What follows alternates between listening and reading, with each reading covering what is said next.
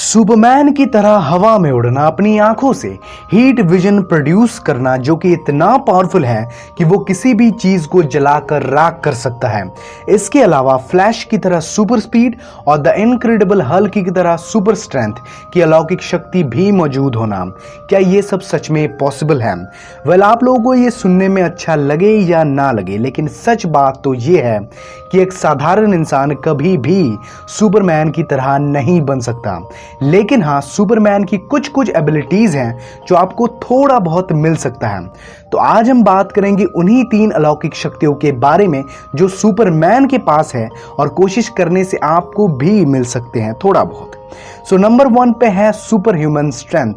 Superman की physical strength बहुत ज्यादा है। एक नॉर्मल इंसान के लिए जो वजन उठाना एकदम इम्पॉसिबल सा है, उसे सुपरमैन आसानी से उठा लेता है। शायद आप लोग इस बात से अनजान हैं कि हम इंसानों के पास पहले से ही सुपर स्ट्रेंथ की सुपर पावर मौजूद है। अकॉर्डिंग टू साइंस, एक नॉर्मल इंसान अपने वजन से 6-7 गुना ज्यादा वजन उठा सकता है अगर कोशिश करे तो। दैट मीन्स अगर आपका वजन 60 kg है तो आप 2 बुलेट बाइक्स को आसानी से उठा सकते हो। इतनी शक्ति तो एक नॉर्मल इंसान के अंदर पहले से ही होती है। लेकिन जो लोग वेट लिफ्टिंग की प्रैक्टिस करते हैं वो इससे भी कई गुना ज्यादा वेट उठा पाते हैं। अब अगर मैं आपसे कहूं कि आपके अंदर इतनी फिजिकल स्ट्रेंथ है कि आप एक कार को भी उठाकर फेंक सकते हो, तो शायद आप लोग इस बात पर विश्वास नहीं करोगे। आपकी बॉडी जब बहुत ज्यादा मात्रा में एड्रेनलिन हार्मोन रिलीज करता है, तब कुछ देर के लिए वो हार्मोन आपको सुपर ह्यूमन स्ट्रेंथ दे देता है। और ये हार्मोन उसी वक्त ज्यादा रिलीज होता है जब आप लाइफ एंड डेथ सिचुएशन में होते हो। दैट मीन्स सपोज आप एक कार के नीचे फंस चुके हो और 15 सेकंड के अंदर अगर आप बाहर ना निकले तो आप मर जाओगे। तो उस वक्त थोड़ी देर के लिए आपको इतना पावर मिल जाता है कि आप उस कार को भी उठाकर फेंक सकें। दूसरा सुपर पावर है फ्लाइट, यानी कि हवा में उड़कर यहां से वहां चले जाना।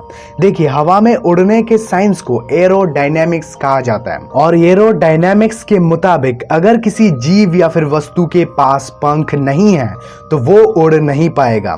हवा जब किसी ऑब्जेक्ट के पंख के ऊपर से गुजरता है तभी वो ऑब्जेक्ट उड़ पाता है।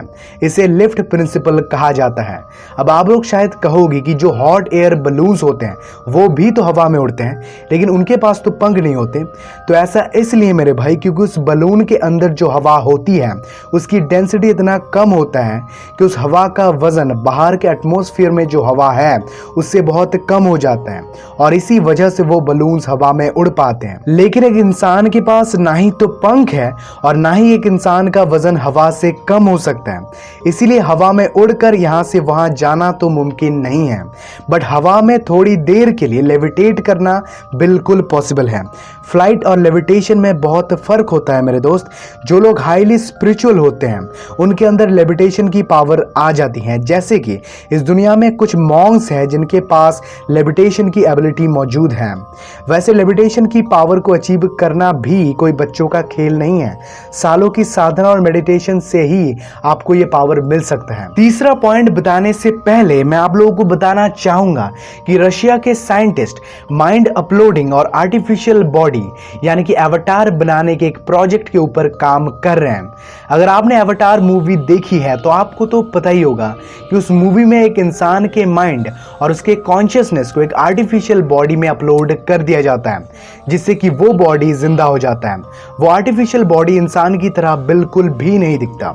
उस बॉडी के पास इंसानों से कई गुना ज्यादा पावर्स हैं और बहुत सारी सुपरनैचुरल एबिलिटीज भी हैं। रशिया का कहना है कि 2045 तक ऐसा ही कुछ होने वाला है।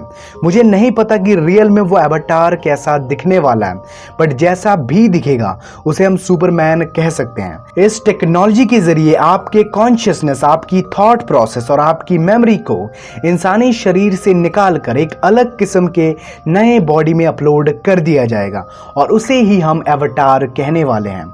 मैं तो बहुत ही ज्यादा एक्साइटेड हूं इस टेक्नोलॉजी के लिए। क्या आप लोग भी एक्साइटेड हैं? कमेंट में जरूर बताना। बाय द वे, तीसरा सुपर पावर है हीट विजन। इस दुनिया में बहुत से ऐसे क्रीचर्स हैं जो बायोलुमिनेसेंट हैं, मतलब वो जीव अपने बॉडी से लाइट प्रोड्यूस कर पाते हैं।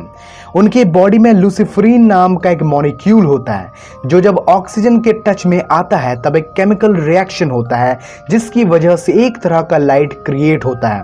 हालांकि ऐसा पॉसिबल तो नहीं है, लेकिन फिर भी अगर किसी तरह आपकी बॉडी के किसी एक पार्ट में, फॉर एग्जांपल आपकी आंखों में अगर लुसिफरीन प्रोड्यूस होने लगे तो वहां से लाइट क्रिएट हो सकती है। वैसे अगर ये पॉसिबल भी होता है फिर भी उस लाइट से किसी को कुछ नुकसान नहीं पहुंचेगा, वो जस्ट नॉर्मल सी एक लाइट होगी।